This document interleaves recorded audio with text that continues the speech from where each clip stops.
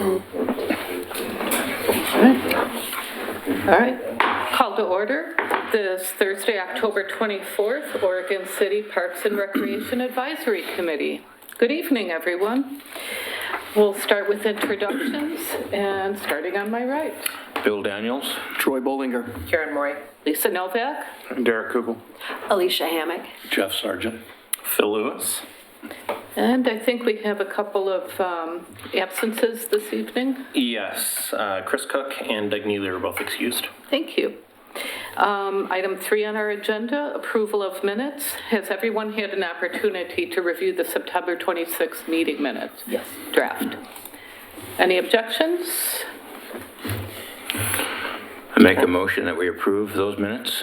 Okay. Do we have a second? Second. All right. All in favor? Aye. Aye. Aye. Aye.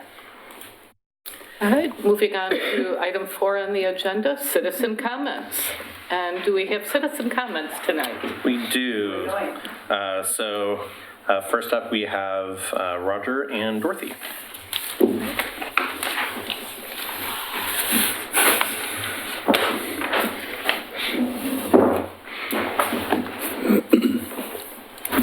Good evening.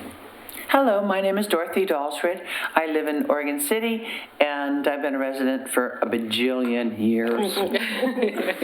So anyway, what I'm here is to remind everyone in our community, and hopefully we have oodles of people listening on our TV public station, I guess. Anyway, we're here to make an announcement about our ivy removal pool. This will be probably our 7th. And that we've been working at total of 14 acres, if I'm not mistaken. We started off with 9.5 acres, now we're at 14 acres of ivy removal. And we are again having another event on October 26th. Registration's at 8:30 in the morning. We start from 9 and we'll work until noon until everyone is tired and goes home. We will be meeting at the Armory in the parking lot. The address is 204 South John Adams Street, Oregon City. Sign-in's at 8:30. There'll be coffee, treats, and some snacks and water. We have worked on a total of over 20 acres because we're working on some downslopes also on ivy removal, ringing the tree. That's an oxymoron because ringing a tree means you ring a tree to kill it. We're ringing ivy off a tree to save it. So we're not touching its bark. We're just removing it. The decades of ivy have gained a very, very strong foothold. Some of those ivy arms, the vines that go up those trees are the size of baby arms and man arms, which will eventually deprive the tree from all its nutrients and its water and kill the trees. That's why trees are falling down. What's going on with the trees? Why are they falling down? Well, they're not getting water, they're not getting nutrients, and the heaviness of the ivy is pulling them down. We have to eradicate ivy. So no ivy. We're trying to set the example in this park and our other parks. So we hope to see anyone would be there. If it's raining, come, because the park has such beautiful canopy, you'll just get big droplets on you if anything lands on you. And it'll be fun and it's enjoyable. Bring the babies. We oftentimes will have storytellers that'll tell us about the geology of our area and the slidiness of those areas. We also will talk about the flora that's in there. We had some rare ferns that don't seem to be popping their head. There was only 2 of them. But we are clearing some beautiful areas out, and you can truly, truly see the difference. So come to Waterboard Park, come get your breakfast, come clear an ivy off a tree, and you can then add it to our multiple counts of over 400 trees that we've cleared to this date. 400 plus, meaning like 430. I'm not being skimpy here, I'm being generous. Thank you very much. Do we need to bring tools? Yes, wear appropriate clothing for the day. If you have your favorite tool that you like, we will have some tools there. But yes, bring your tools, bring gloves, wear good shoes, because you will be climbing over boulders that are covered with ivy, but there are boulders. And so you want to wear good shoes and good gloves, and then a pair of loppers and or nippers and rip and tear. Thank you. Thank you. Hi, Roger Fowler Tice. I'm here for the Oregon City Parks Foundation too. So on behalf of the members of the Oregon City Parks Foundation, we would like to express our gratitude to Phil Lewis for all his support in our foundation's past efforts. It's been a real honor. I know I speak for everyone in the foundation. It's been a real honor to work with you, Phil, and over these last 3 years. And we do thank you for your help. And I want to emphasize patience on your part with us. And again, your support. We're sad to see that you're leaving, and that we have to say goodbye to you. But we're excited for you in your next adventure. And we want to wish you and your family all the best in your new home and in your future endeavors. And again, that's on behalf of all the members of the Parks Foundation. Thank you, Roger. And on a personal note, since I didn't use my 3 minutes yet, I would like to thank you, or to say it was an honor and a pleasure serving with you on this committee for 2 years. Thank you. And so, Yeah, well, and I appreciate everything that the Parks Foundation has done. You have so much energy and have continued to make such improvements. If you have not seen the before and after at Waterboard Park, it is astonishing the amount of work that they've done out there in raising funds for the grants in order to do the spraying, and then just the hands-on. It is dirty work, but it is fantastic to be able to see the fruits of your efforts when you go back and see the ivy starting to die out in the canopy, and seeing the work that you do when you de-ring the trees. It really is a phenomenal park, and I'm glad that you've taken such a good stewardship of that property. So we do appreciate it very much.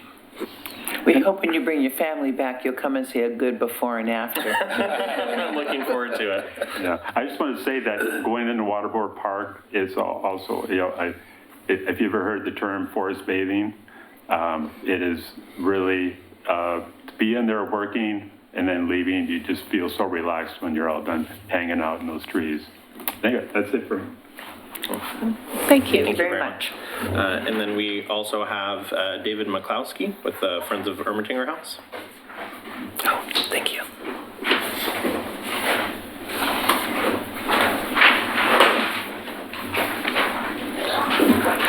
Good evening. I'm Dave McCloskey. I used to live at 4th and John Adams some years ago in one of the Victorian houses.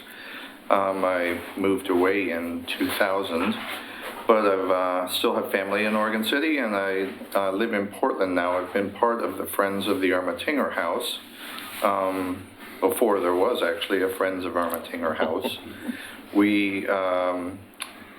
My wife and I were part of an organization that would come to Ermatinger and do living history programs there to try to keep the Ermatinger House open.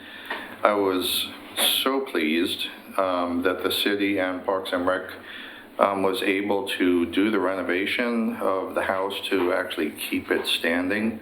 So I just want to say thank you for myself as somebody interested in the history of Oregon. Did such a great effort went to save that house. It is, I believe, the third oldest house in Oregon, really has a part in the history of Oregon City. I was on the board of directors for the Aurora Colony for some years, working in the Stafford Historic Farm, and just recently decided I really needed to get back into the historic community again. This December 7th, the city is having the Heritage Tour of Homes, and the Ermatinger House, just reopening, is taking the opportunity to present Christmas at the Ermatinger House, with living history being presented by costumed people in each one of the rooms. And so we're taking the opportunity to go to the City Commission and to you as the Parks and Recreation Administration to invite you to come and join us to see what's happening with the Ermatinger. And if you haven't had a chance to meet some of our team, our group of people that are interested in the house, we would love to give you a tour. So I have some flyers that Rochelle Parsh, who's helping us, she's the aquatics and park coordinator, I guess, and she suggested that I bring you some flyers to take a look at and perhaps share. And if you had questions for me about what we're planning on doing with this event or in the future, I'd be happy to answer questions. Super. Well, thank you. And what is the date of the event? So it's December 7th. December 7th. And the tour is running from 10 until 4 p.m. So it's mostly a walking tour, although it does stretch for a bit around the city. So I imagine some of the people will be driving, some will be walking. And the Ermatinger House, as I think probably most of you know, is just a couple blocks up on 6th. And the hours are from 10 till 4. And we will have a tent outside of the house on the lawn with coffee and hot cider for people to stop. Hopefully the weather's going to be decent for walking, but if it's not, at least people have a place to sit down. We plan on having the people touring the house be guided, and as they come through each of the rooms, there'll be a different scenario of a family decorating the Christmas tree and talking about what Victorian Christmas was like. Another part of the tour will be in the dining room, where during the period that we're portraying, the Ermatinger House was a boarding house. And so the people will be waiting for their dinner and talking about the events of the 1860 period that are going on around Oregon City and the nation at that time. There'll be a trapper that's come to sell his furs and is now looking for a warm bath and a place to sleep. And he'll be able to talk about what the Hudson Bay and the other trapping organizations that were involved in the Northwest were doing. A family that's representing travelers that have just arrived at Abernathy late in the season and are staying in the house until they can get their cabin built. So as people go through the rooms, there'll be about a 3 to 5 minute scenario of what it is people are talking about from the point of view of the scenario in the room, and then the guide will move them along to the next. So the people can gather in the tent outside, get warmed up, have a little bit of coffee, and then come in and be guided through the home. So it's lots of fun. We've done them at other places in the state, in Aurora in particular. And some years ago, we did them quite frequently in the Ermatinger House. So I hope you can join us. And I have a couple different copies of flyers, so I'd be happy to leave them with Phil. And Thank you. we can be contacted either through Rochelle or Phil has my email and phone number. I work at OHSU, and the easiest way to get a hold of me is through my OHSU email because I'm on call 24 hours a day, so you can catch up to me pretty much any day of the week. Oh, super. This looks fun. And I just want to make a comment. I was at the Oregon Recreation Parks Association conference a week ago, and the coordinator with Oregon City, she did like a 20-minute breakout specifically about the Ermatinger House, and everything the volunteers have been doing and all the programming. And as an Oregon City resident and a PRAC member, I learned a lot, and it was fascinating. And it's wonderful for volunteers like you to make that happen. So, well, we good job. Truly love it. Thank you very much. Any questions at all from anyone else? Add something. Just to add, Heritage Holidays is both of the museums, McLaughlin House, Stevens Crawford House, the Holmes House, and the Ermatinger House. Oh, wow. And they're all free that day. Lovely. I'm so glad that you're doing this. It really brings some of the history to life. So, thank you very much. Thank you. Thank you Thank very you. much for coming. No, Seventh. this isn't. This is part of it. It's part of it, okay. Okay. All right, moving on, item 5, we have no presentations this evening. And item 6 on our agenda, general business. 6A, crack goals, 2019-2021. Boy, that's going to be a tongue twister when we get into 2020. Has anyone thought about that? You know, when we get into the dates, 2020. Are we putting this into a parking lot? Yeah, so I This think item? we're going to move this on to the next meeting. All right. And moving on to 6B, promenade survey. Lower the lights for us. And I have a short presentation. This is kind of a quicker version of, well, we have a community meeting scheduled, public engagement for next Tuesday to discuss the survey project that occurred at the McLaughlin Promenade. We sent out mailers to the property owners adjacent to the promenade and reached out to the McLaughlin Neighborhood Association to let them know that we were going to have a public meeting. We'll have the surveyor on site to help answer questions. And I want to, again, emphasize, I know that we try to emphasize this each time we've talked about it, is that this was purely information gathering. So we have no plan as of right now how to use this information beyond, as we went through the Charter Park conversation, we realized there was not a survey that had been done of the promenade. And, you know, one of the things that we probably needed to do was to get a boundary survey, kind of know what the park was, what the park wasn't, and to be able to very clearly outline that for future conversations. In addition to doing the boundary survey, we also did a topographical survey in order to aid us in future planning efforts. We had one McLaughlin Neighborhood Association member that was very much a leader in trying to have us put together a master plan for the park. It is obviously a great space, one of the gems in our system, and eventually it would be nice to be able to thoughtfully talk about how the park is used, how the community engages with that park, and what we envision for the future. So we did have the topographical survey done as well at the same time. I would like to thank the planning department who actually went out and got a grant. So it was partially grant funded, which was fantastic, and allowed us to put a little bit more into the project than we might have been able to do otherwise. So going to go through again some of the slides. It's the imagery is pretty fine for the PowerPoint, so hopefully it comes through, but if you have questions at any point, feel free to ask.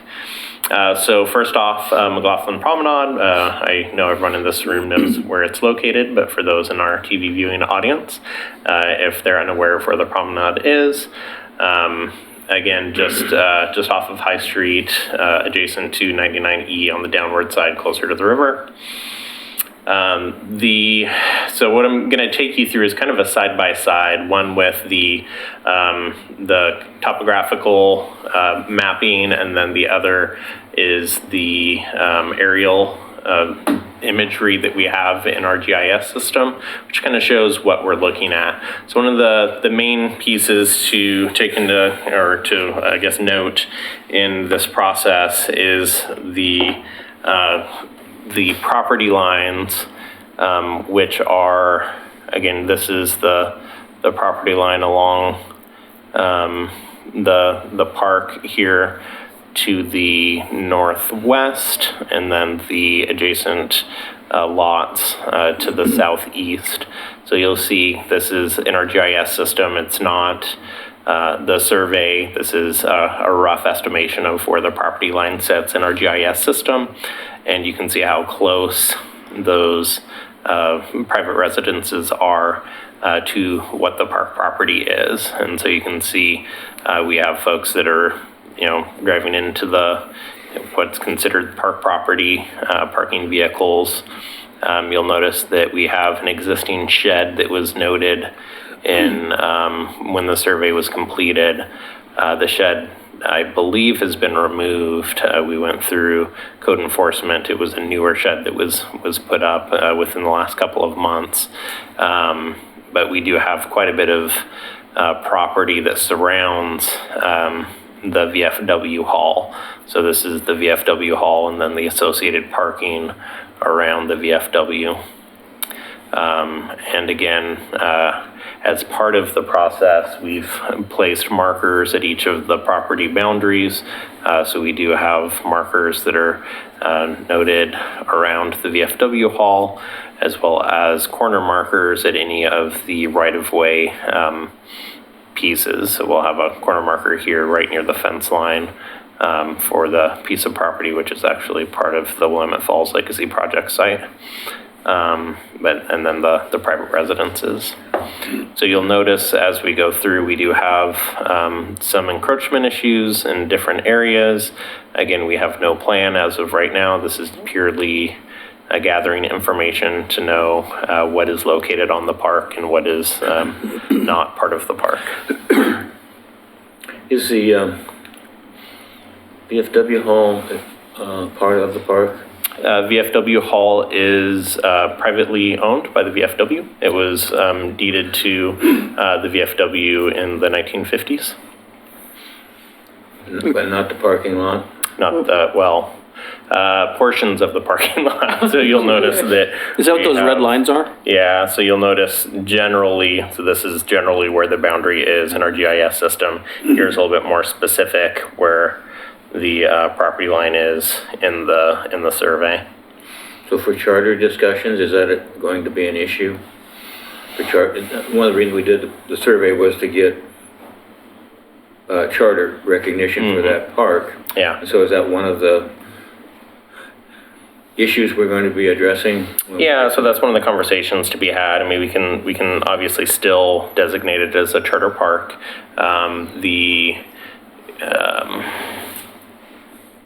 Parking there, is partially within, I mean, if you look at the current configuration, the circulation pattern takes you onto VFW property. So even if you're looking at it as a parking lot, which it is, it would still you would need to return through the VFW property in order to circle around to come back out of the parking lot. So it's definitely a partnership that we value, and we'll continue to have conversations with the VFW around how we maintain and operate that area.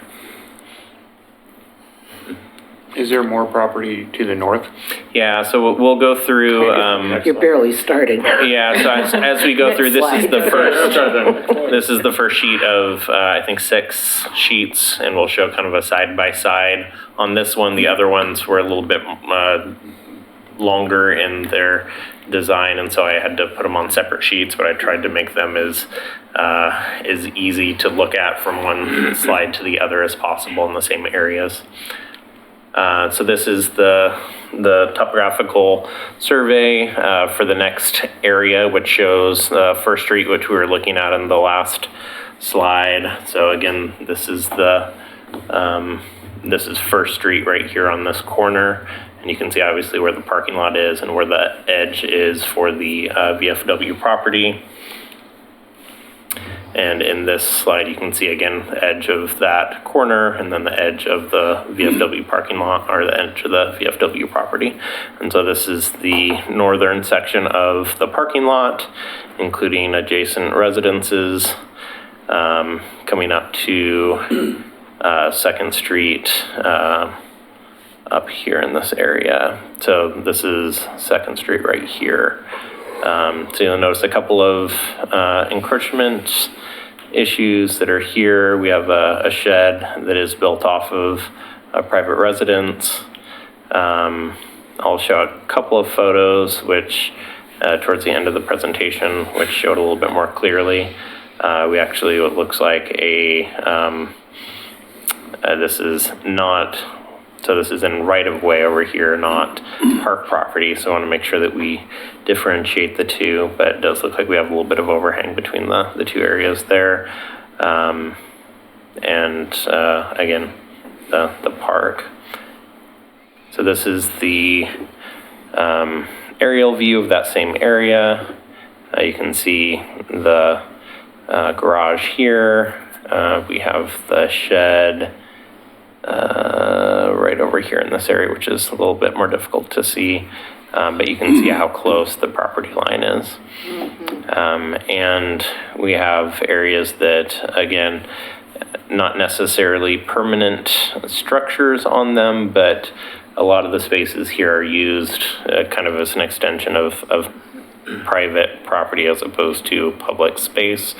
And again, just a further conversation for later around how to better incorporate, the public asset with the neighbors who obviously, a lot of them take very good care of the spaces just adjacent to their properties, but just needing to have a clear understanding of how we interact as a public agency with private residents.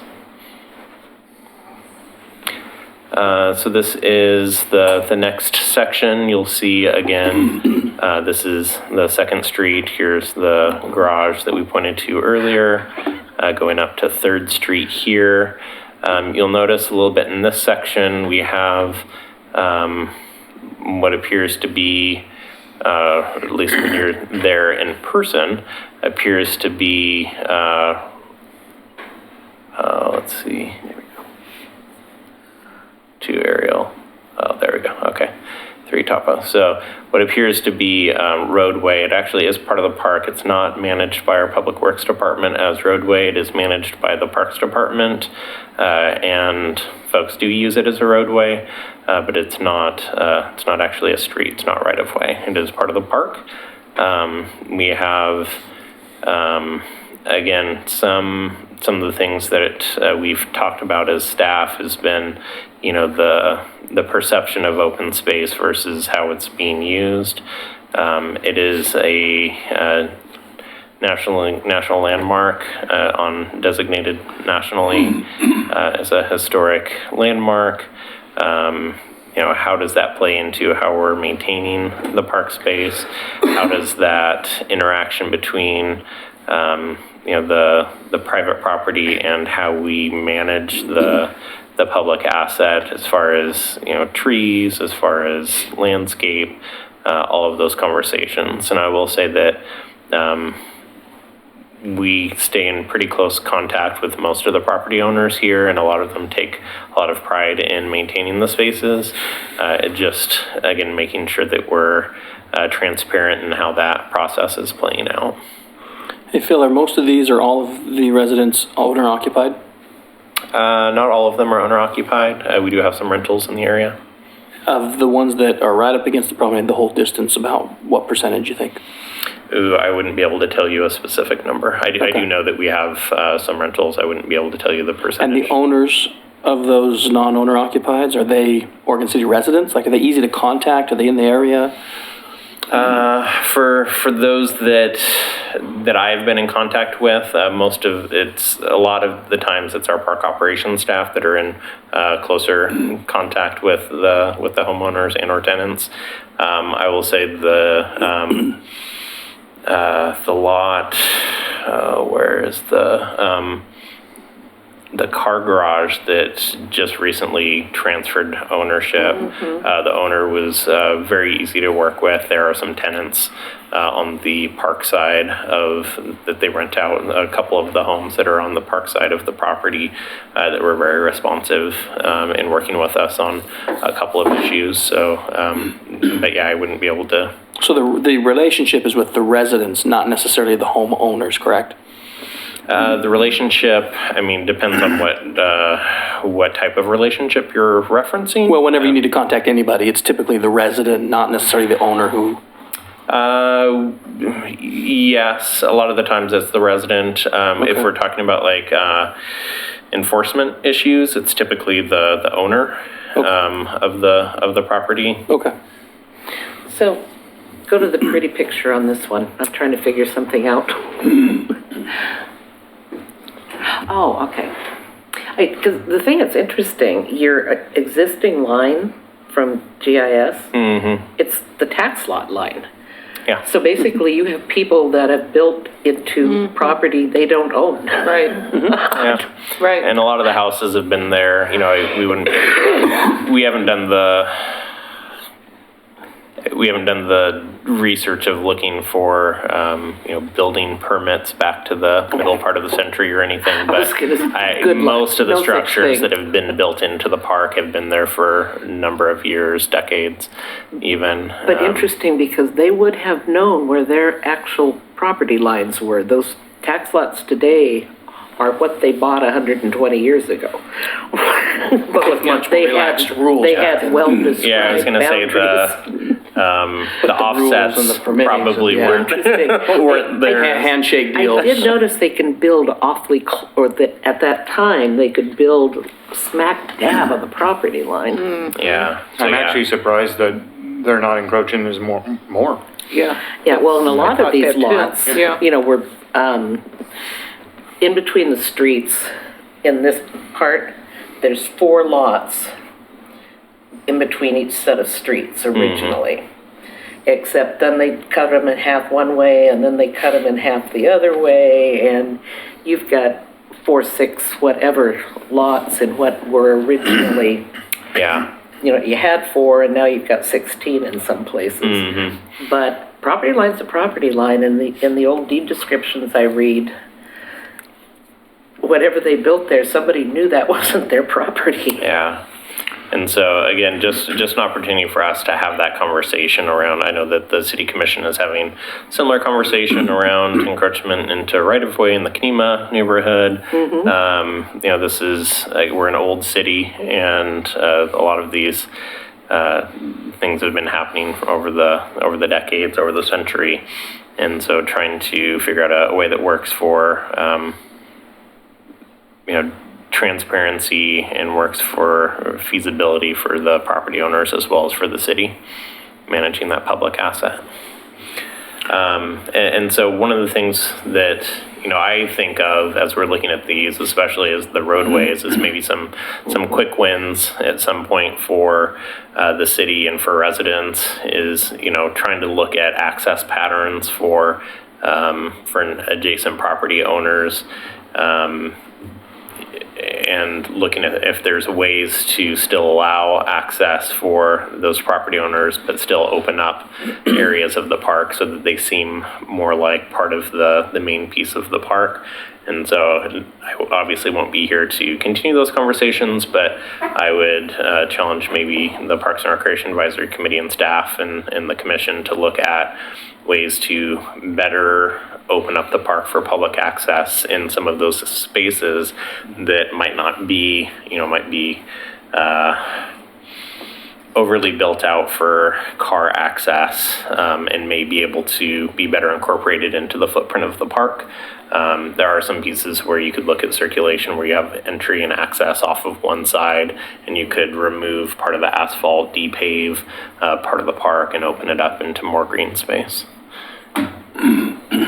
But again, I'm just saying this is purely information gathering. I'm not proposing any solutions. But it's interesting because 214 and 306 their only access is from the park side. Yeah. Right, exactly. I'm Yeah. thinking They're this little is- islands. There was I might add that road that is off of 3rd Street and next to the Quonset Hut, 223. This is the Quonset Hut store. And that parking lot is city parking, I believe. That road that continues, did I hear you say that that's park property? Yeah, so there's not actually a road that goes through the park. There's no easements for roadway use. There's no actual road right-of-way. It is, as soon as you look at, so this is the property line for the park, and then all of these built infrastructure, which is primarily used, this is actually, oh no, that is built roadway. So yeah, so this, what looks like a roadway is actually part of the park. And so when you're envisioning walking along the promenade up here and you look over to your side and what you're looking at is roadway, and then what you would think would be, private residences next to, private property. And so, this is all public space. Is there a way that we can responsibly and in a way that works for both the private property owner as well as the city, to look at how to better reincorporate the feel of public space as a park, as opposed to, you know, the road going through. So if we had only access, and again, I'm not, you know, in this area specifically, we have road coming in, we have the parking lot, and then we have an additional road that comes out and around. Like, is there a way to cut off access here, or maybe even make a hammerhead so that folks can turn around and come back? Same thing over here, and then open this up to additional green space. Do we know who built the road? I don't. Yeah, I know we maintain it. There's another road, that came down 6th Street where I live and then comes along the bluff. It used to be called Bluff Road. And the water department, I still get mail on to 524 Bluff Street. My house number is an even number on the odd side of the street. And so that used to be quote unquote park property, where not used to be, apparently it is. So that used to be a dirt road, and now it's a park. Now it's a pavement, and that was about 1970 when a lot of the city civic improvement made a park out of that. And the city, what did they do? They took 6th Street and what's called dedication, not dedication. Vacated that street on 6th Street to make it into a parking lot, and Bluff Street went away. They no longer allowed cars to go along the bluff. And that was approximately 1960 when they vacated the street. And so that Bluff Street went all the way, it basically is what the park is using for their asphalt walkway, all the way up to and beyond the flagpole to that area, which, I forget, it was at about 4th maybe, that it comes back out by the old eye clinic building there on High Street. So that was one of the ways you could get off of Bluff Street. And those addresses are the same, they're even numbers because they're facing a Bluff Street. And Google Maps still has Bluff Street on there. Good, you know. So there's some issues to try to overcome there, that it was used as a road with formal addresses indicating a promenade and Bluff Street on those properties. It's going to take a lot to unravel this. Yeah, it definitely took a lot of work, a lot of digging. Like I said, there was never been a survey of the property, and so looking at the county records, it literally was blank. They had no information. It was on the original plat by Dr. McLaughlin, but other than that, no survey work has happened before this time. So this is again area 4. So looking at up to 4th Street. We already talked about some of those connectivity issues. And again, we did mark, so we went out and marked the boundary of the park along the edge towards the beginning of this month. So on October 4th, we went out and put flag markers along the property line just to give the residents a better understanding of where the line sat. And scare them as to what's going to go next. Oh, I've been getting so many comments from people. Walk out and see the survey There's a flag. post with a pink flag that'd be right in the middle of their house. Yeah, and it's not our intent to scare anyone or to think about next steps at this point yet. We just want to open up the conversation and make sure we, as we were doing the charter park conversation, that we knew what was park. So this is an interesting one. So we have the 5th Street, which was partially vacated, I believe, at one point. And we do have the pedestrian pathway, which runs. So you see this section, this grayed out section, it means unimproved right-of-way in our GIS system. well, it's been improved, but only as a walkway, not as a roadway. So you do have the crosswalk and then pedestrian access into the park. But you'll see, again, this is actually a good example of, where am I? So you can see, again, the vacated area, 5th Street, which is the pedestrian access into the park. And you can see right here at the corner, and then what, if you've ever been there, we have the flagpole here in this area, and you look over and the property line is almost on the edge of the property here, the house.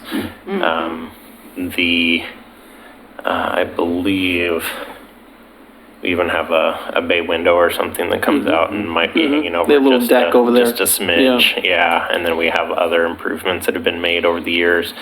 They maintain this lot extremely well. I was gonna say, they've done a nice job with our park right there. They've done a fantastic job of improving the property, and that's part of the conversation again is, we have some obviously very dedicated folks that are maintaining property here.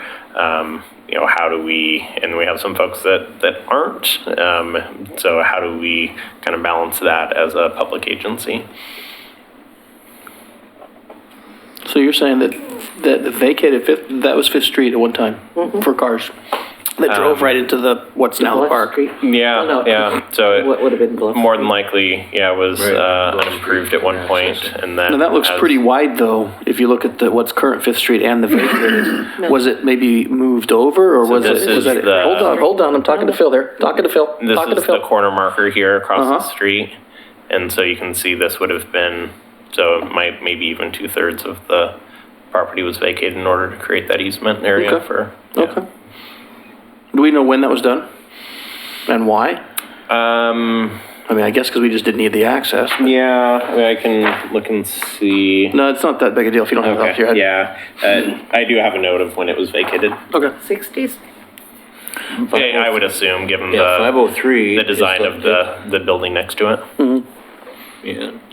503 is the Lotta Red House, Yeah. Correct, and yep. that's the oldest standing house. I believe the oldest standing house on the bluff, that was 1886 or 1884 on the National Historic, so a little bit of that is over the line. Well, and, I would probably toss in the 60s. My dad owned the Lateral Yeah, House up for a to while, mine. but the intention was commercial My neighbor development was about because they were 6 inches starting to over the build up line. on the bluff. Built in 19. Oh, yeah. And I explained that his daughter would never speak to him again if he thought he was going to take that house down. It worked. And so this is the last section that we're going to show. This is up to 6th Street, and this is the topographical map. We didn't do any topographical surveying past where the hardscape begins, going into the elevator area. We do have boundary survey in that space, but given that it's a hard surface and not likely to change much, we wanted to focus our efforts in the topographical survey south of 6th Street. But you can see where that ends. I will, Right at Bill's. yeah, so show you, so part of, since we have Bill here, we can talk about his front entry. I mean, you can see as an example, within the right-of-way, there is the entryway in. And then here on the corner, you can see kind of the edge of the property, how close the line is. Bill can go again. through the back door though. Yeah, that's right. He's okay. And access. So we have, it's pretty steep in this area It was vacated. from where the homeowners sit in comparison to where the promenade walking pathway is.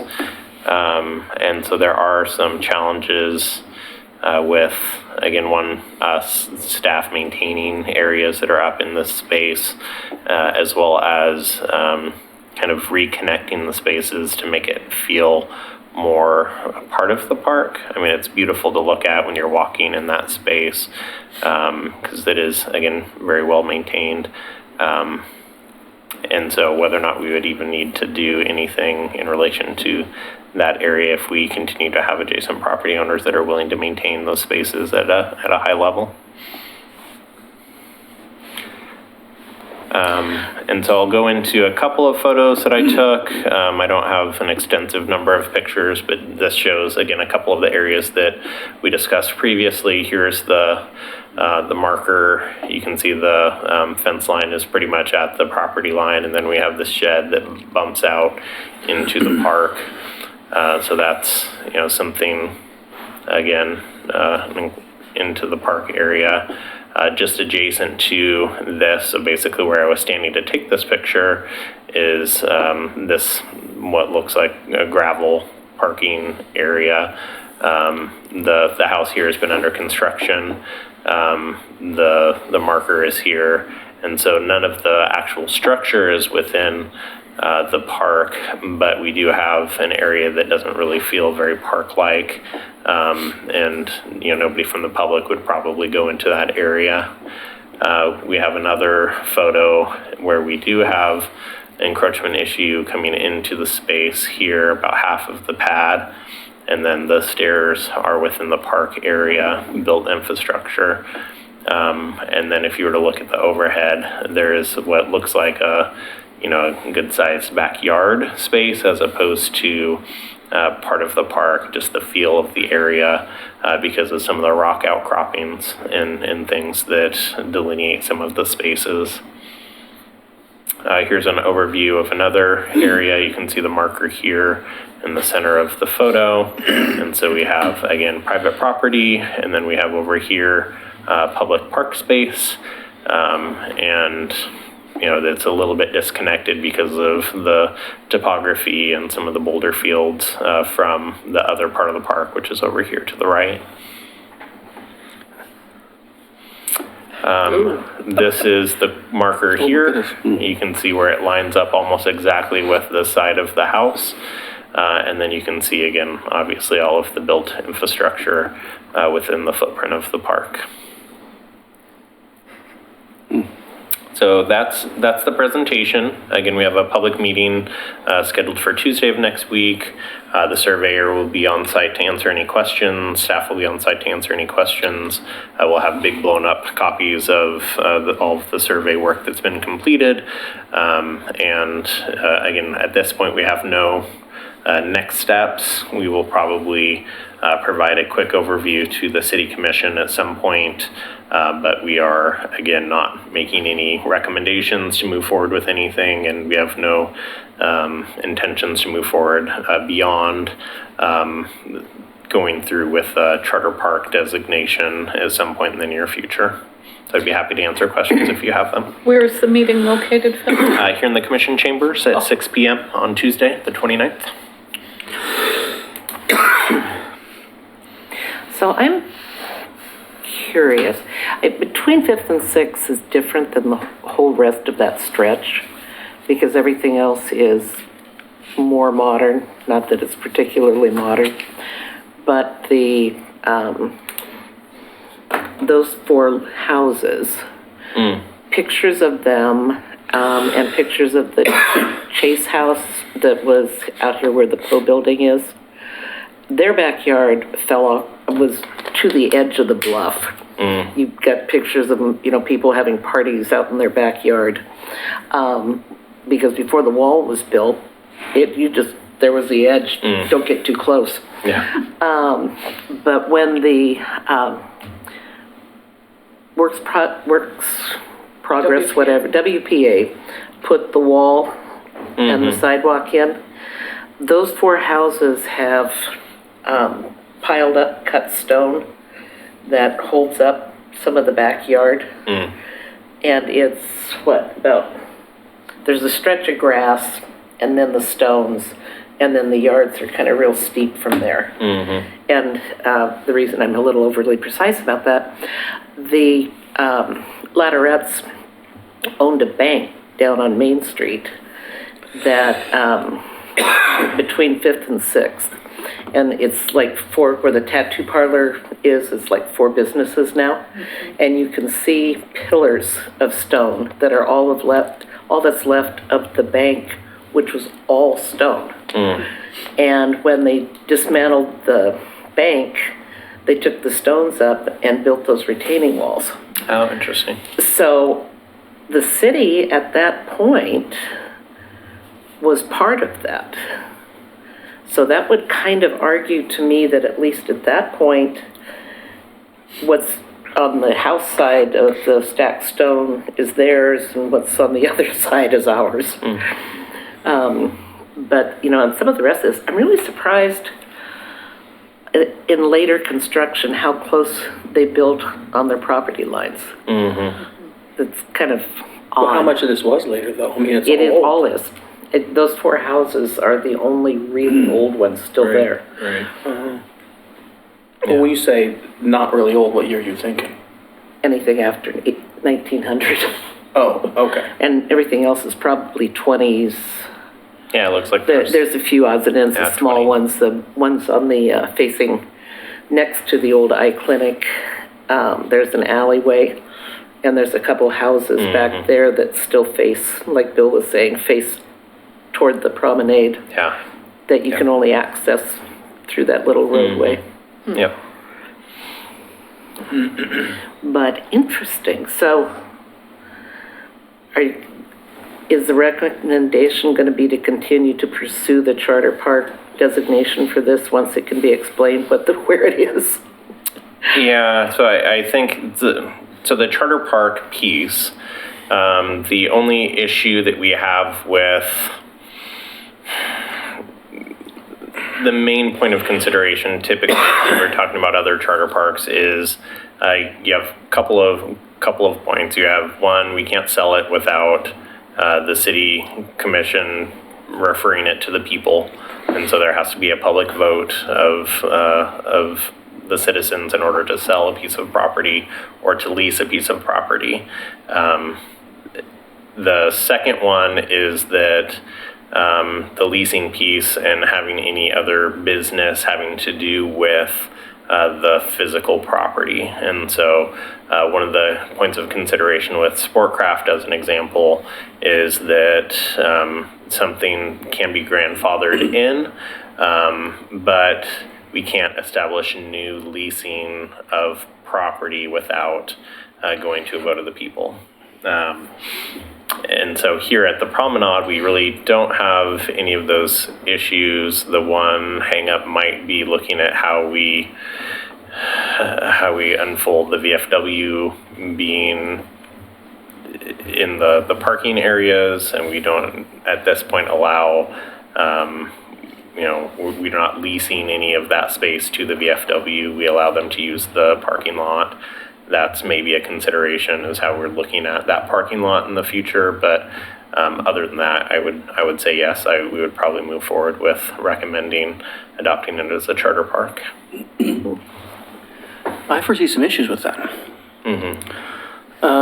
If we do something in the future with these property lines, I think we're foolish to think there's not going to be pushback from those residents who might have a conflicting survey or some argument of, hey, we've been like this for this many years, you can't just take it. And if that's the case and we end up bargaining, we're going to be restricted from giving, selling, trading any kind of property to appease people unless every piece of that goes to the vote of the people.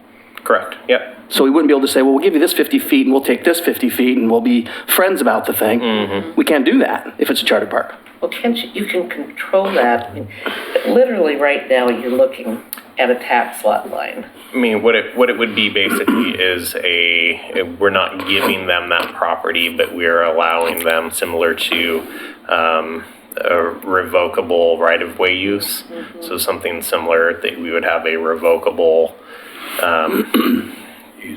easement of some sort Right of way. on the property, on the park property for the private use. So the city is recognizing that we've had a staircase on the park property for the last 5 decades, and we're not going to make you remove that staircase, but we're recognizing it, you're recognizing it at some future point if they redevelop.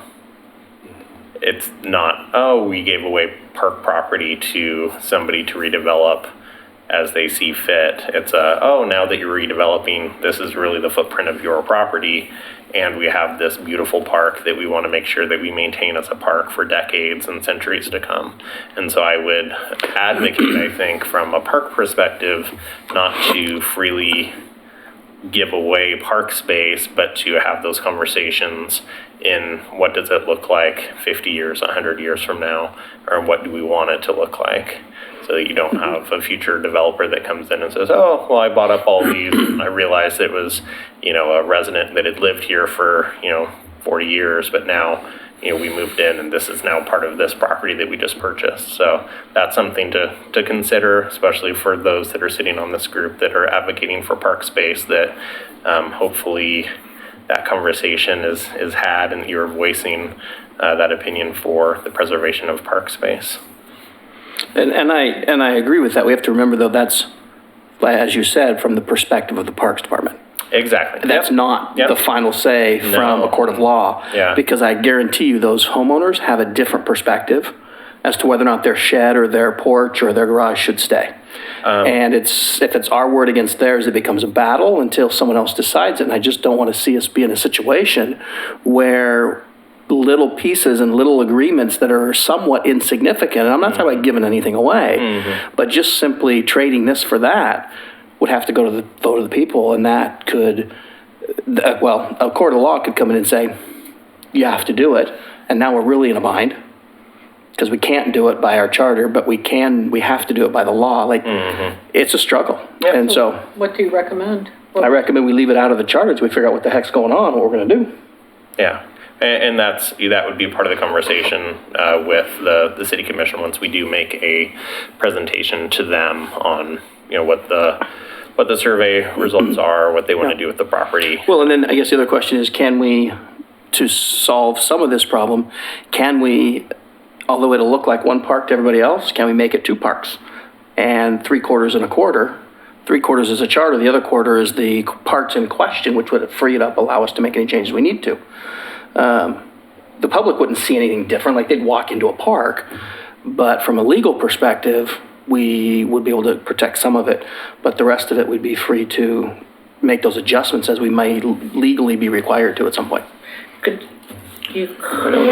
know that the city granted revocable trusts with that access from up onto Waterboard Park around the home. Public Works, I think, was involved with that. That was an example of a revocable trust of being able to fence off an area that was right next to the trail. And there was a city discussion about that. And certainly that's one remedy, is that, as you suggested, if people are going to make significant changes to the footprint of their house at some other future date, that they aren't allowed to do that, then they have to move it back beyond the property line. Some of these houses, I won't say most, some of these houses were built, of course, Promenade never had a survey. And back in the day, they were using chains, not very accurate. We're using lasers now. And so perhaps people thought that they had a true property line. And so I'm thinking that most of those are honest mistakes. Oh, yeah, I believe they believe they had reason to do what they did, right? Yeah. Who wants to spend that kind of money and time to build a house that somebody could come in and say, oh yeah, get rid of it, it's gone? Yeah. Well, and I think, and to that point, most of the foundations of all the homes are within the footprints of their properties. Right. It's usually the porches and the sheds. It's the ancillary kind of, development, the staircases, the sheds, those kinds of things. Yeah. Karen, did you have a Well, I'm just curious if maybe something easy to do would be grandfather existing owners, but entail their deed that if the property is sold, corrections need to be made. That's what I had thought as well. Yeah. Well, that's assuming we're right, because they probably have conflicting surveys. It's a tax lot line. Yeah? Yeah, They and don't own it. And they could do a survey, and it may come up a little bit different, but I think I would advocate for not doing anything permanent for the property, but looking at revocable uses for those properties, and would recommend that this group advocates for that as you move forward in those conversations. Interesting. Okay. Any other questions or comments on this topic? Okay. Moving on to item 6C of the agenda, Willamette Falls Legacy Project. So the Willamette Falls Legacy Project, no major information to share at this point.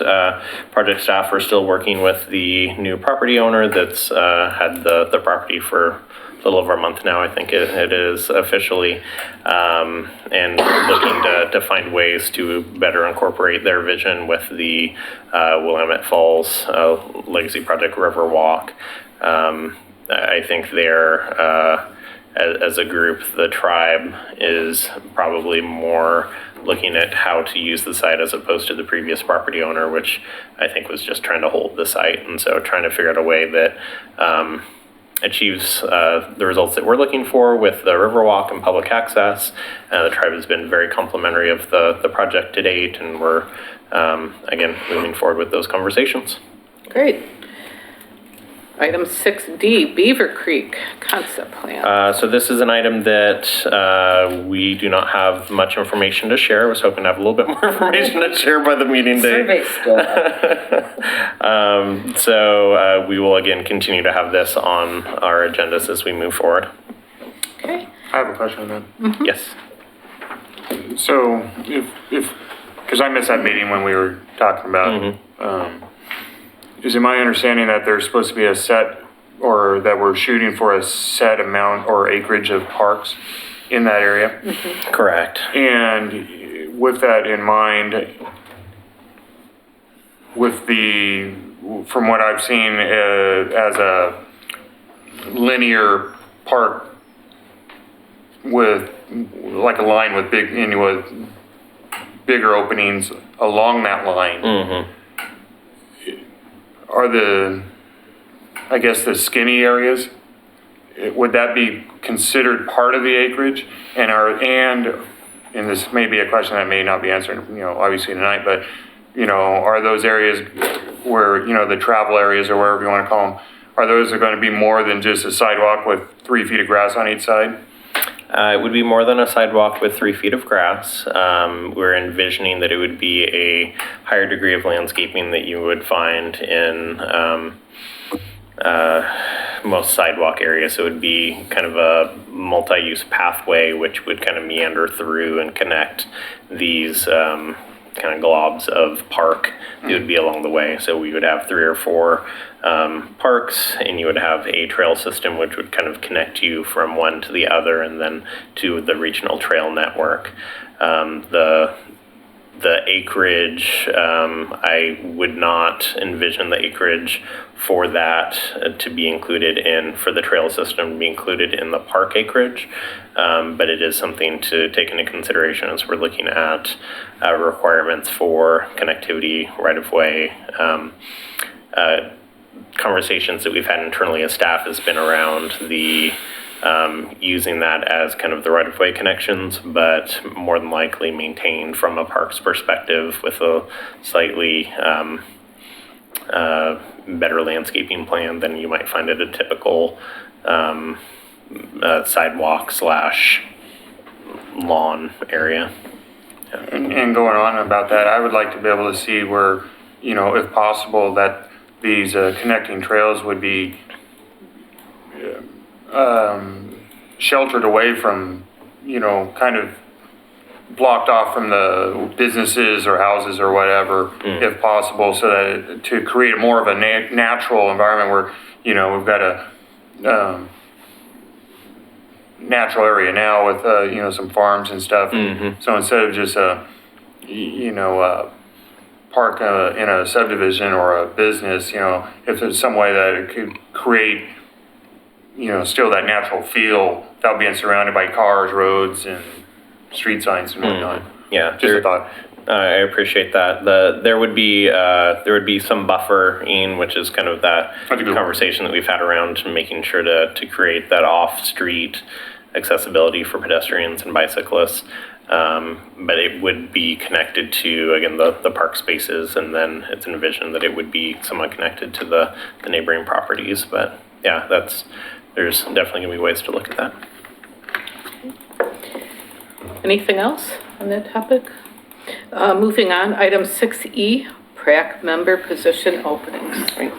So we have 3 openings that begin January 1 of 2020. I'm handing out, might end up with a couple extra at the end, but handing out a list of applicants that we received. We had quite a few folks that applied this year compared to great. what we had last year. So we have, I believe it's 10 total. Wow. One of which is Bill reapplying for his current position. He's served 1 term and can serve 2 terms. And then we have another 9 folks that are also applying. Obviously, Bill is not guaranteed his position, but it previously has been something that folks have typically been voted in to serve a 2nd term if they're in place. So that'll be something for this group to decide and making recommendations to the mayor. I will say that we have a, let me pull up my list of this group. So we have currently, in our bylaws, we can only have 2 representatives from out of city limits. Currently, we have 1. We also can only have 2 representatives from any given neighborhood association. And so we could take on, actually, I don't think we have any outside of the city limits as listed. So Yep, I think we're good on that front. We have currently 1 McLaughlin Neighborhood Association representative in Troy, and then Bill as reapplying for McLaughlin Neighborhood Association. So if you're looking at this list, again, I would recommend we interview all applicants, but we would only be able to select either reappoint Bill as a representative from McLaughlin or appoint one of the other 2 representatives that have applied from the McLaughlin Neighborhood Association.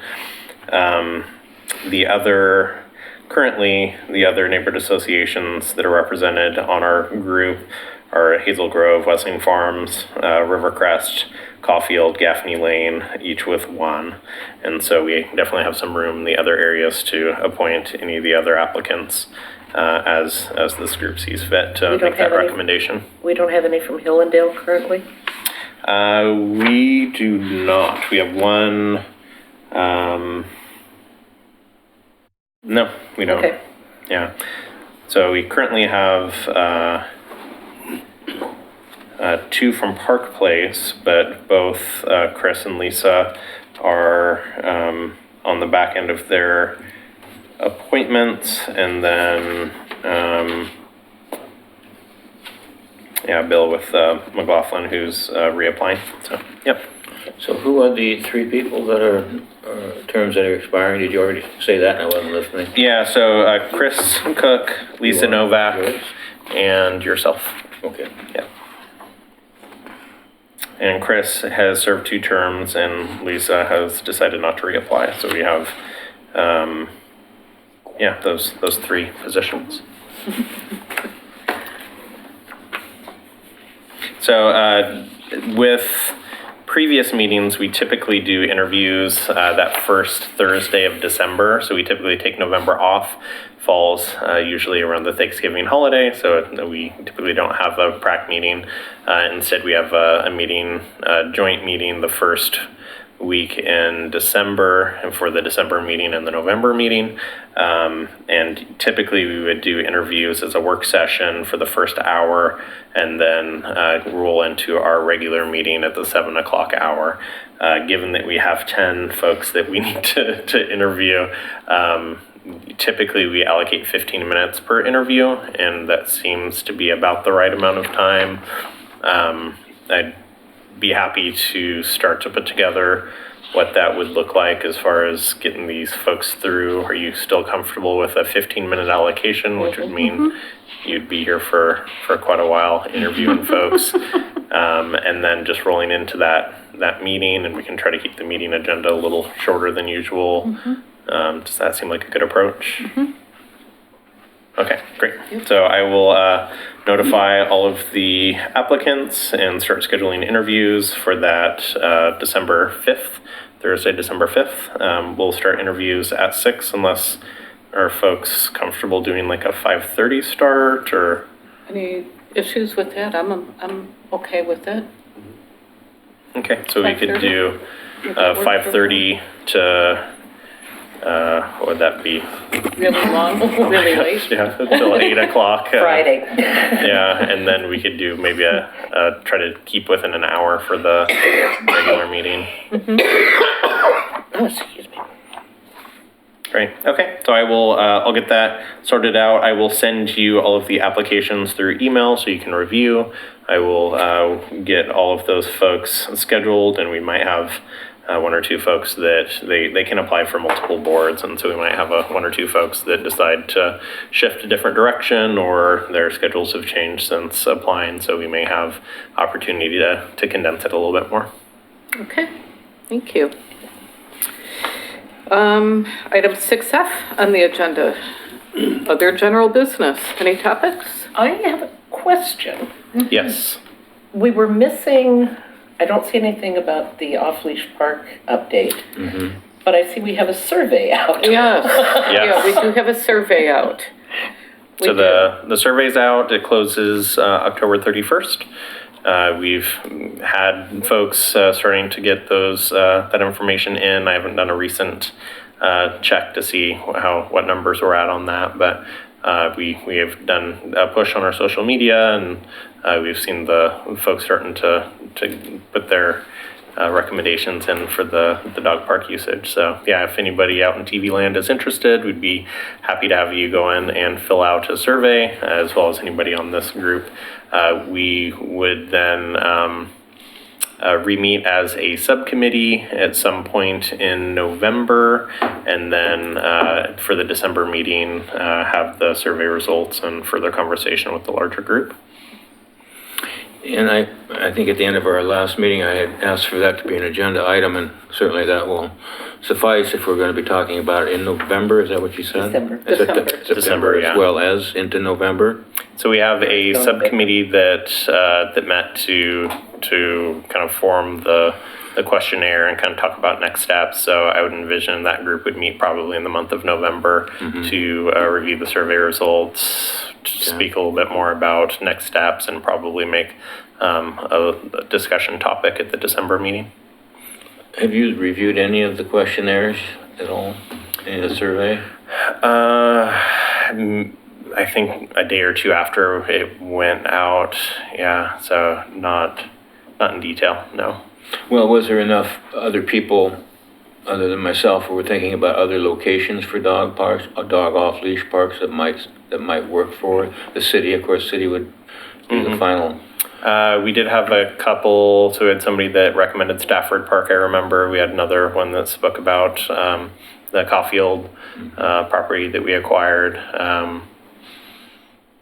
I think there were some recommendations for properties that weren't ours that were made as well. But yeah, I can, we'll have all of that. And if you're interested in a little bit of an update, I can send probably through email what we have thus far. We'll do a full the 31st, so that's a week out. So if you're, or I guess maybe on the 31st, I can compile and send that out to the larger group, and then the subcommittee could meet, whatever you're comfortable with.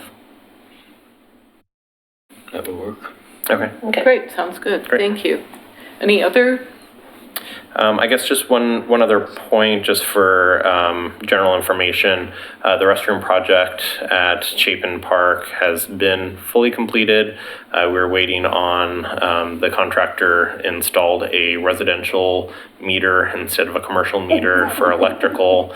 We were waiting on them to swap it out to a commercial meter, which they say will happen next week. At that point, we have all the conduit in, everything. We'll be able to pull electricity and have PG make that connection for us, and it'll be ready to open to the public. So it's complete. We're just waiting on that final electric hookup and then inspection. So speaking of restrooms, we were talking about Park Place. What is the status with Park Place? Is that a renovation, For the restroom? Yes, We don't currently have that on a project list. So it is, in our 2-year biennium, it's not on our project list, so it would have to be a future, yeah. Okay. And that would also include the replacement of the glass blocks that were vandalized several years ago? 'Cause right now we have plywood board on it, is Yeah. that right? Yeah. I can follow up with Jonathan to see if that's something that we can take care of. It's not a safety thing, so they probably don't have it prioritized because it's been in that condition for a while. But yeah, I can check to see if that's something we might be able to get done sooner than later. So at least it's not in that condition. Thank you. That's a good point. Are there grants available, Phil, through the Oregon Parks Foundation, the Oregon State Parks Foundation for restroom renovations? Existing Yeah, typically, so the restroom project at Chapin is an example. It's about a $330,000 project. They're not cheap. And so it would be in the range of a project competing against like the Filbert Run Park project. And each agency, you can only have 2 open at any given time. And so currently we got an extension on our Woods Memorial Park project. We're been approved for the Filbert Run Park project. And then whatever next project we were wanting to do, we could apply for a restroom replacement project. Rivercrest was done with state park grant funds as a restroom replacement project and partially funded the spray park. But that would be, again, a larger ask, and in competition with maybe some of our bigger project asks. But yeah, totally something we could apply for. And one last question, and I'll be quiet. No, this is your time. This is your meeting. Might not get to see you again to ask these questions. We talked about SDCs. Yes. And I know we won't have that kind of time to be able to have a discussion. Yeah. And maybe at some point we can have that discussion with the city commission at the same time so we all can understand better SDCs and what you can use SDCs for and what you simply cannot. And one of those questions would be, say, a park, maybe you have one in mind, or I don't know, that doesn't have a restroom, for example. Is that a qualified nomination for an SDC improvement if there is no restroom in the park already? Yeah, that could be SDC eligible. Again, it would need to be on our capital list, and it would need to be on our SDC list as well. So right now we have our list is for SDCs is not our list for SDCs is not super specific, and so it lists out development of new parks, so acquisition and development of specific parks. It doesn't specify to that level of like restroom projects at a specific park or resurfacing at a specific park. Those things aren't listed in our project list. And it's not been the direction that we've typically gone. As we've spoken, it's mostly been acquisition and development of park areas and park division areas. Right. But that could be something that we could look at in future, is doing some of those additional project lists. I would say that that's a balance of usability for current parks that we operate compared to accessible parks in neighborhoods that currently are park deficient. So as a group, making those recommendations to the city commission on how we utilize those funds. So question on that, so if the SDCs were, let's say hypothetically used to build a restroom building, in terms of the ongoing operations and maintenance, SDCs can't be used on that, so that money, the ongoing, that would have to come from someplace else within From our the parks operating budget? Okay. Yep. Since we're on the topic, what portion do you have any indication, a developer pays for one home? It's about $30,000. What percentage approximately goes to parks? Do you know that? I do know that. I don't know it off the top of my head, so I can get that information and get it to you. I think what I might do is send out, so we had a presentation and it's in our, I think we had a presentation last year, which I went through a lot of these things, and I can send out maybe the link to the group and you can watch it. Wasn't there- It would be like a 20-minute. I remember, wasn't there paper or? Yeah, I remember so I the- can send out all that information to the group. Okay. I think it's around $5,600 right now that goes to parks, of the total, on a typical, single family unit kind of thing. So, About looking at, 2%, 1.5%, something like that. of what their full build out. Yeah. Yeah, I don't know it's a flat dollar amount based on the type of unit that they're developing. It's not a So it's not a percentage. percentage of their development, but yeah. It is tied to construction indexing, so we do see fluctuation and, as it's more expensive to build, we do see a bigger percentage of funds coming through to the city for parks. Your typical single-family residence, it's $5,411. There you go. Yep. Thank you. Thank you, Google. Thank you, Google. I love Google. You're just like a walking encyclopedia. Well, I have the city up already on my browser, so. Okay, member reports. I have one. Start with Bill. Did you do the promenade cleanup? I did not. That's coming on the 2nd of November. Yeah, that is coming on the 2nd of November. I could mention that. They're a volunteer group that has the promenade cleaning on the second Saturday Oh, yeah. of each month, and we meet up at the off of High Street there where I think that's First and High where where all the garbage bins are, and we start at 9 o'clock and end at 11. And usually Jonathan has something useful for us to do, whether it's pulling weeds or raking bark dust or just moving it around for him. Yeah, we appreciate that greatly. It's a huge help for us to have a dedicated group that comes in regularly to maintain some of those spaces. Okay, thank you. Kara. I've got two. Saturday, October 16th, we shared Jonathan at the cemetery. Had a cleanup there, 13 teens and a landscaper who did a beautiful job trimming bushes, plants, a rhododendron and a Japanese maple that were in a family lot.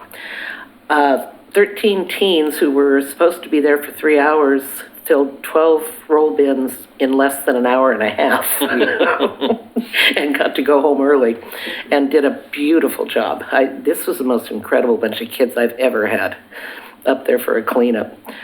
And then today, we had our first meeting of the stakeholders on the Veterans Memorial section up at the cemetery.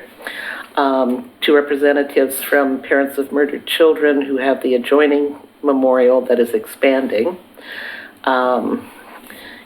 The commander from the VFW post.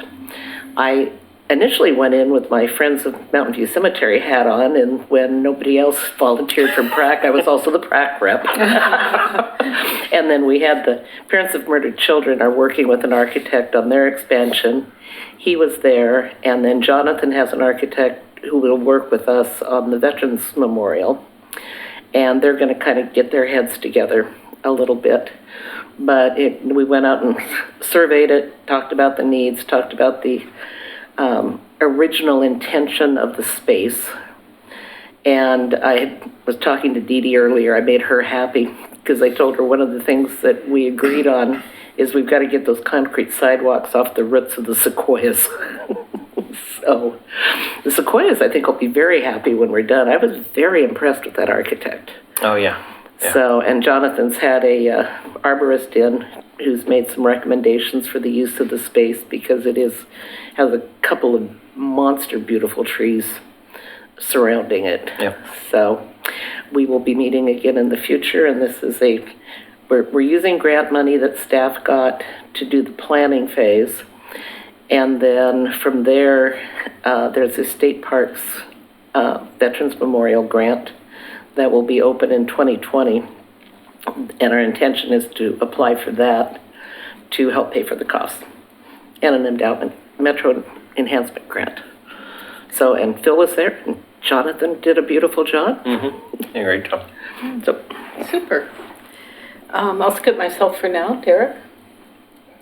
Well, this, I was kind of wondering, I was checking out the Clackamas Park after our city commission meeting. Sports got the whole thing, looking at it and doing all that.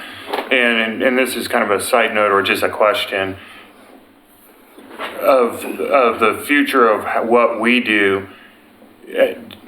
At some point, do we as a group make a decision, hey, this is our recommendation, this is what we advise, and give that to the city commission and just go, take it or leave it, here's what we're saying? And not take it or leave it, but here's our decision. Yeah. Or do we keep going back and forth every month or two?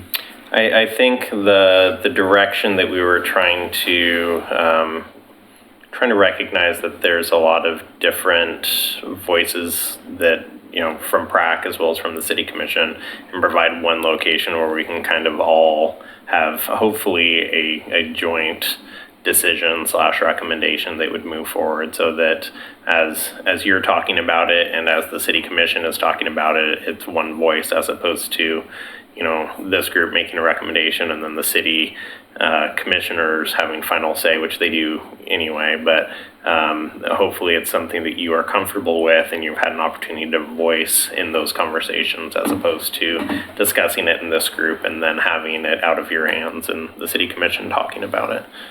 So we can definitely continue to have conversations as a group, and if there's strong feelings as a group that you feel you want to make a specific recommendation, we can definitely have that further conversation. We just haven't This gotten is to just that a general point. question of, Yeah. procedure, I guess. Yeah, I think and why we started meeting as a group was that as we had industry experts coming in, it made more sense to have it to one group. So as we have a consultant that's coming in, instead of having to pay them once to come and talk to PrAC and then a second time coming to talk to the city commission, and then two, as we're having questions and comments and conversations around the park, that they're hearing as a commission your information as you're going out and talking to folks that are using the parks, and same thing is that you're hearing the city commission's perspective around. So as they make why haven't we thought about this, might be something that you as a group have information to share. So, but again, we can continue to have those conversations as a group, and as we have additional information, similarly to the last meeting, where we discussed it as a group at PrAC, and then had continued the conversation as a group, including the city commission. That I think that's probably the direction we'll continue to go. But if there's strong feelings, we can make an adjustment, and you're more than welcome at any point to make a formal recommendation to the city commission on any point. Okay. well, and the whole thing is basically, though, just putting information in the hopper for staff to create a master plan that we then review and approve, hopefully. Yeah. So I think, It's not, we're not going to decide, the commission's not going to decide, it's still up to staff to generate the master plan. Yes and no. I mean, we will obviously provide information. The last the recommendation of staff previously was to do a full public engagement process and to hear from the public, to go through all of the what ifs and what could be's, and then to put together an actual master plan, which would then be presented to this group for recommendation to the city commission, and then go to the city commission. Yeah. They said they didn't want a full master plan process. They wanted to see, just bring us the information. And so when we did that, we provided that information at the get-go. And then we went back and said, well, we want to try to find mitigation opportunities within the footprint of the park as a whole, in addition to making those adjustments for the boat ramp. So we've been doing it a little bit more in-house and a little bit more targeted, I guess. So can you say this whole, what we've been doing is kind of an oddity compared to the normal? It's a little different than we typically would approach a master planning process. And what I heard at the last meeting was they want us to do more community engagement now. And so we will be, now that they know kind of. Closer to the normal process. they know kind of what they want as far as, direction, but they want to make sure that that all voices are heard. So we will be going out and doing more of an engagement process to talk about what the park could and should look like, particularly around what it seemed like direction was that there wasn't strong support of the boat ramp long-term being a focus of the park. And so we'll definitely be engaging those stakeholders specifically and the general public at large. And remind me, is there a hard stop in terms of that boat ramp, in terms of when particular, there's the master plan, but there's the boat ramp issues. Yeah. Is there, kind of a drop dead deadline that some of those need to be? No. Or is it when the sand fills it all up? I was going to say that the deadline's going to be when the ramp is unusable. Goes downstream. Check back next spring. Every time we drive by, it's a little different. Yeah, so that would be the hard deadline is as soon as the ramp is unusable, the state would be unwilling to continue to put money into the ramp in its current location. And so we would at that point be without an operating ramp, without a plan, and without a way to keep it open, which would then be us not fulfilling our end of our grant agreement with the state. And so having to pay the $250 million. exactly. Okay. Yeah. So hopefully we come up with a plan before that. It's not an issue. And yeah, it was a short-term fix in the current location, looking at a long-term improvement, which would have been the 350 feet downriver, was the direction when we got the grant for the original location to have the short-term fix. And so from the state's perspective, those are the two options that they are comfortable with currently. If we want to do the in-between one, which is the 200 feet downstream, then we would need to do that additional study work, which is going to be around the $35,000 amount that we would need to spend as a city to look at that. Okay, a lot of stuff. Mm-hmm. All right, Alicia, number report? Nothing to report. Okay. And Jeff? I had entertained a visitor last couple of weeks. Gal that I worked with at City of Peoria Parks and Rec came up to visit, so we did the usual down the gorge and into Washington and Japanese gardens and so on and so forth, but I saved the best to last. We went to the Willamette Falls and drove her around, showed her some of the older homes in the area, went to the interpretive center, Oregon Trail, into the trail interpretive center, looked at the cemetery and a couple other things, and she wrote on her email, her Facebook account, that I had saved the best to last. That she really enjoyed, traveling around Oregon City and seeing the things that we had here. And she said a couple of times that I had picked the best location to locate in the Portland area. So it made a very favorable impression on her. So. Very good. That's Nice. great. Thank you for sharing. Speaking for myself, I attended Doug Neely's portrayal of Dr. John last Saturday morning. Boy, this guy was born, if there's such a thing. But he really, it was very enjoyable. Coy News was there. I'm thinking the name, the news anchor's, his name is on the tip of my tongue, but he was there as well. But it was a very enjoyable experience. So if anyone has not seen him yet, and you have an opportunity next time, please see him. He does an excellent portrayal of Dr. John. And I'd like to take this opportunity, Phil, to thank you for your support and your patience and your teaching, and wish you the best of luck. And Thank you. Thank you Here. very much. Appreciate it. You've been great to work with. Thank you. So, thank you. I appreciate that. Which leads nicely into the transition. Yes, yes. Well, first of all, we have the recreation report, item 8A. Which hopefully you all saw through your emails. And then, I guess transitioning to the community service director transition. So my last day with the city is November 1st, so next Friday. City Manager Tony Conkle has been chatting with folks to serve on an interim basis and has narrowed it down. Sounds like he's close to, actually has made the decision and is trying to coordinate, making sure that everyone's on the same page. So within the next couple of days, probably by early next week, we'll be able to do an actual announcement.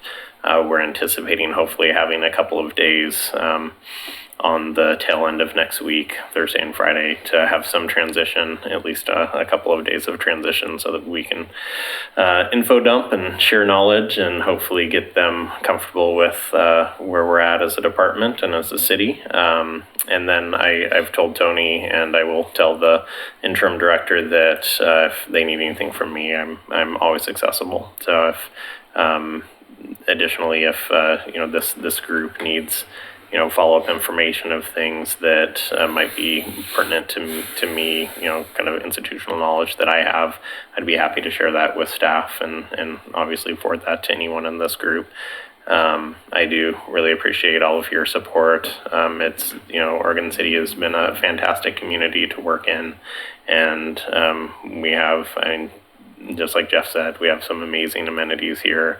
And I know the public cares an awful lot about our park system, and I hope that as a group you continue to advocate for parks, advocate for improvements, continue to network with neighbors and have those volunteer cleanup events. I'm so thankful for all of you that have been involved in those cleanup efforts and those volunteer efforts to get into the parks and maintain those spaces, because we would not be able to do it as a staff otherwise, and it really shows in what the public sees. And so I thank you so much for your time and volunteering, and I hope that we're able to keep in touch in some form.